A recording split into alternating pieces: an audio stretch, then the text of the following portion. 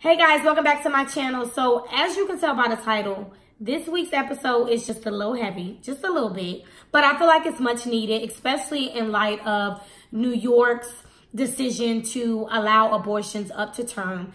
I thought that this would be a perfect time for me to actually share my experience with abortion. Honestly, because I feel like whenever I had my abortion and I went looking for videos and looking for resources and information on it, I don't feel like I found people that were actually talking about the experience in an unbiased way. I want to share my experience that I had with it, how the procedure went, how I felt before and after, and spark a conversation.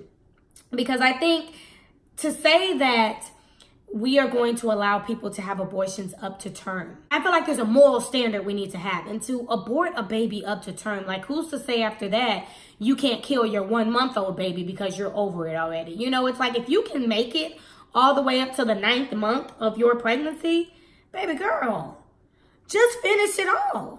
Leave the baby at the hospital and go on about your business if you don't want it that bad. Like, someone will take that baby.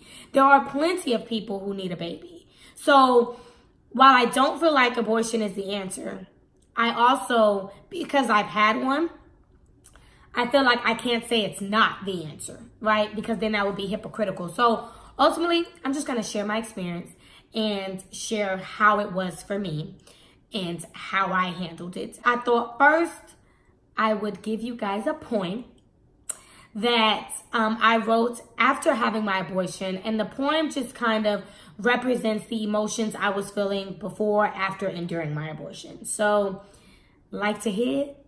Here you go. I went to the morgue to make a deposit because I just couldn't wrap my head around the fact that the test said positive and I was positive. That I couldn't go through this again. I promised myself never to be called a baby mother by another man. And it became hard for me to maintain composure. My pride took over. I didn't want to hear "I told you so." I did what I thought was best for me. With my heart out of my chest, taking life from you. And then I wrote poems about how Black lives matter. Seems hypocritical as I cried and premeditated how to get rid of you. I gave myself every excuse as to why you can't come through my womb. You see, I already got 3 kids, and for you, there is no room. Plus, your brothers really need me right now when I don't have time for you. I mean, damn, what do you expect me to do? I know, abortion is something I never said I'd do, but having you was never part of my plan. And as my morning sickness grows more frequent, I'm really second thinking my decision. Maybe you being here is not mine, but God's vision, or maybe I'm tripping. So I drove to the morgue to make a deposit. It rained all morning and I-10 never felt so long. And as my anxiety rose, I decided to fill my lungs to help me numb the pain. Already attached, I gave you a name. Jonah is what I plan to call you. And in my dreams, I saw you with my lips in his eyes, and I wondered, would you think like him and act like me? And I began to cry, so emotionally confused, forgetting I could always turn back. Fuck that $100 deposit. I ain't really need that back, but I didn't. I fought against everything in me and went ahead with my decision. They told me to dress warm because it gets pretty cold. I guess that's to be expected in a room full of dead souls. The nurses were nice and sweet. The doctor said it would be quick and easy. The ultrasound I refused to see. To look at you I couldn't bear. But she forgot to mute the sound so your heartbeat I could hear. And as the beautiful sounds of my womb filled the room, I knew I had to leave. I pulled up as the nurse pushed back, the medication causing me to fade to black. I remember begging them to put you back, but it was already too late. You were at heaven's gates. $675 is what your life cost me. And in the process of killing you, I lost a piece of me. I never knew how much I loved you till I lost you. At 6 weeks, you had a heartbeat twice as fast as mine, and if I could turn back time and give it back to you, I would. But I can't. And as my would-have-been due date grows closer, sometimes the pain I feel becomes worse. Truth is, I probably loved you from the day I knew you were possible. Last night, I saw you in my dreams. And through tear-filled eyes, I saw you smile. You forgave me for never giving you a chance to breathe life. And as I say these words, I forgive myself tonight. So I hope you guys liked my point first. But it truly represents how I feel in regards to having an abortion. So I just want to kind of go through why I thought I needed to have an abortion. So when I found out I was pregnant, I already had 3 kids. And my children, I have 3 boys. My first 2 children are 16 months apart. And then I have one that's 4 years after them. So currently I have a 10, 9, and a 5-year-old. Right, so I had these 3 kids. They're boys. They're rambunctious. I'm doing it on my own. I'm honestly barely making ends meet at that time. I'm trying to figure my life out. I really don't know what I want to do. I was emotionally unstable, mentally unstable, financially unstable. I was just unstable, right? I was all over the place. So I find out that I'm pregnant, right? And now, before I go into me having an abortion, I want to be honest with you guys and let y'all know that I was so pro-life. Like, I honestly judged people who had abortions. I was like, how could you do that? That's your baby. How you gonna take life if you grown enough to bust it open? You grown enough to take care of your responsibilities? La da da da da. Like, that was me. Just being like real with y'all. There was no reason other than a medical reason. Only medical reason should be enough to have an abortion. So when I found out I was pregnant, my first mind frame was like, okay, I'm about to have another baby. Like, ugh, I'm gonna have 4 babies. But then, the guy I was pregnant by told me that he had another woman pregnant. Skirt, skirt. Plot twist, okay? So I'm like, no, I don't want that. I'm like, it's bad enough being a baby mama, but being like a baby mama with a +1, like, come on. Like, I'm not, that at that time in my mind was like the worst situation I could ever be in. So I started to contemplate the idea of abortion. I went to a clinic. And so in Texas, you have to do two visits. You have like a first visit where they want to like talk to you, make sure your head on right, make sure nobody's forcing you to have this procedure. And this is actually something you want to do. Then you come back, right, for the second procedure.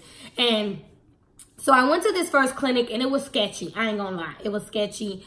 It was not what's so, the doctors, nurses, everybody was some assholes. It was the worst experience ever. And I felt horrible. But for whatever reason, I still felt like I needed to have this abortion. I did not, and I was always battling with myself. So it took me about 2 weeks to decide to have an abortion. So for the time I found out I was pregnant, within 2 weeks I had the abortion. So I looked online and I researched and I found this other clinic. So I went to this clinic. First visit cost $100. You go in there. I was talking to the nurses. Well, no, first you talk to like a psychiatrist.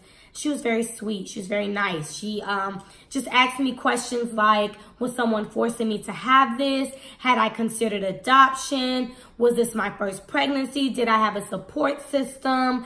They just kind of went through questions to check my mental state. I'll be honest, I was numb. Like, it was almost like I was having an out-of-body experience being in that office. Like, I was answering these questions, and I know that I looked okay, I looked fine, but inside, I was literally like, am I doing this shit? Am I really doing this shit? Bitch, is you doing this shit? Sorry for cussing, but that's like really how I was in my head. And I wake up in the morning, and I honestly had anxiety. I'm like having morning sickness. I'm like freaking out. Get in the car. It's raining. It's like dark and gloomy day. I bullshit you not. It's like the ugliest day in Texas, in Houston. I get in the car, drive, get to the clinic. Okay, so when you go in, now it's $575 for the second visit. I get into the back room. Now this is when shit, like this is when I feel like in my mind, I keep telling myself like, why didn't you leave? But it's neither here nor there. Nothing, everything happens for a reason. Okay, so you get into this room and it's this cold ass room. So I'm in this room and it's a bunch of women. And what they're doing is they're basically calling us in to give us the first set of drugs, right? So we all in this room together. Everybody got blankets. We like kind of laid out on couches and chairs and everything. and everyone's talking, right? And I'm listening to everyone's story. Some people are just like, oh, this is my third one. We got pregnant again, but we don't want kids. Some people are like, I was molested, you know, I was raped. Some people are just like, I can't let my mom find out that I'm pregnant. Like, everyone had these reasons. And the sad thing is 90% of the reasons were someone else. Like, my husband doesn't want any kids, or I can't let my parents find out, or someone violated me. It was always like they had to do it to appease someone else. And that's maybe not true. Again, that's just the assumption that I got from hearing everyone's stories. So what they do is they take you back and they give each one of us these drugs. And it's like a volume, and I don't even remember, honestly, but it's drugs to kind of sedate us a little bit, like kind of make us loopy. And then it's to soften our cervix as well. So you're in this room and the medication slowly but surely starts to kick in. So you feel really woozy.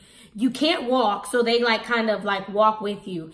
And then you hear your name being called. So they start to walk you down. Now this shit, I remember, like I can visually see it in my head. So they're walking you down this very long hallway, and they tell you, they put you in this room and they say, take your pants off. I take my pants off and you lay on the table. And then I remember as soon as I laid on the table, I remember I started to like hyperventilate and I started crying. And she's like, you're going to be okay. You're going to be okay. She's like, are you sure? And I remember telling her, yes, I'm sure. I want to do it. She gives me the IV. And as I'm slowly fading out, I'm telling myself like, no. I don't want to do it anymore. I don't want to do it anymore. So I don't know, honestly, if I was saying this as I was going in or out. I don't remember. One of those. But I just remember yelling repeatedly like, no. And I remember her finally saying, it's too late. It's too late. It's too late. And she, like, this nurse, I don't know. I feel like she felt my regret. I feel like she felt my remorse, because that lady held me. Like, I don't feel like she just like grabbed me. Like, she held me while I weeped, honestly, like in her chest. Like, I weeped. And I'm not talking about like, I mean like snot. Like, I have never cried. I mourned. Like, and let me just be honest, I mourned the loss of a child I never had, because abortions ain't for everybody. They not for everybody. Some people, I got friends that did them, and it's like, no, it was perfect. That's what I needed to do. No regrets. I actually read an article today, a really good blog, and the way she explained it, her perception, like, I have nothing but respect for her. And I'll actually ask her if it's okay for me to put her link in the description box below. But I read this blog, and she, you know, she had an abortion and she felt like it was what's best for her. Some people can do that, but for me, y'all, like, that shit broke your girl down. They take you to this little area. You got to sit in a chair for like 45 minutes till your ride get there. So when they let you go out this back door, to leave you out, and it's like this shame. They let you in through the front, but they make you go out to the side back, right? And then it's like the protesters all over there telling you that you're going to hell and you ain't shit and you're a horrible person, so you feel even worse. And I remember just being in the passenger seat crying. I bullshit you not, I probably cried nonstop, like tears flowing for 2 days straight. Like, I wept for this child, y'all. I wept because I knew that was not what I should have done. It wasn't for me. And then I went into a very dark depression. And I felt so much guilt. I felt so much shame. I felt like I had betrayed myself. I was disappointed in myself. I became distant with my boys, with my other children, because it was like I would look at them and in my mind I would be like, someone else is supposed to be there. Like, I've robbed y'all of a sibling. I had such a hard time forgiving myself. And I became very destructive. I did destructive behavior. I was drinking, smoking, partying, like being distant with my children. Like, I just was not myself. I was a very bitter person. I was angry all the time. I just felt like I had this dark cloud looming over me. Fast forward, I ended up pregnant again. And I'm depressed that I'm pregnant again after having an abortion. When I tell you, for the first 6 months of my pregnancy, I was so devastated because I felt undeserving to be able to be given the opportunity to give life again. Why are you giving him this? But like, I heard God say, and not in an audible voice, obviously, but you know how you like have conversations with God or whatever. But he was like, my will always be done. It will always manifest itself. Like, this is what I had for you. This is going to be for you. And not to say that everybody who has an abortion going to end up having another kid. Like, it wasn't until I saw my daughter's face that I forgave myself. Everything I thought I couldn't do, everything I was scared to do, I'm doing with my daughter. I could not imagine not having her. She has brought so much to our family. She's like peace. She's such like a calm spirit. And more importantly, what I thought I couldn't do, I'm doing with her. I'm taking care of another baby. I'm raising another child. And life is not perfect, but it's not as bad as I was making it out to be. And I think that if I want to leave you guys with anything, if you are considering an abortion, I just ask that you make sure that you're doing it because you feel like it's the right thing to do. Don't be so hard on yourself that you don't think you can do it. Basically, you find strength that you didn't know you had. You're able to do shit that you didn't think you could do. It is not easy. It is so hard. There are still nights right now that I cry, go in my closet and hide from them. Like, I be getting stressed out. It can be a lot, but it can be done. So I really just kind of want to encourage you guys, educate yourself. More importantly, though, before you go asking other people for advice, before you go allowing other people to influence your decision, understand that you are going to have to be the one to live with it. I honestly wanted to just come and share my experience, share my perspective, and share how having an abortion has really kind of changed me as a woman. So I can't say that I'm pro-life or pro-choice. I'm definitely not pro having abortion at 9 months. That's a whole no. Please don't be waiting on 9 months. That's like a little extreme. Like, how you even going, what? How you do that? How you go out and do that? So, don't do that. But yeah, guys, I really thank you guys for watching this video. I hope you guys watched it all the way through. Please be sure to like, comment, subscribe, and share. I know there's someone out there who may be considering abortion, who's having an abortion, and doesn't know if they'll get over the pain and regret and all those things. You will. You will. And the sun will shine again. I will see you guys next time. Love you guys. Bye.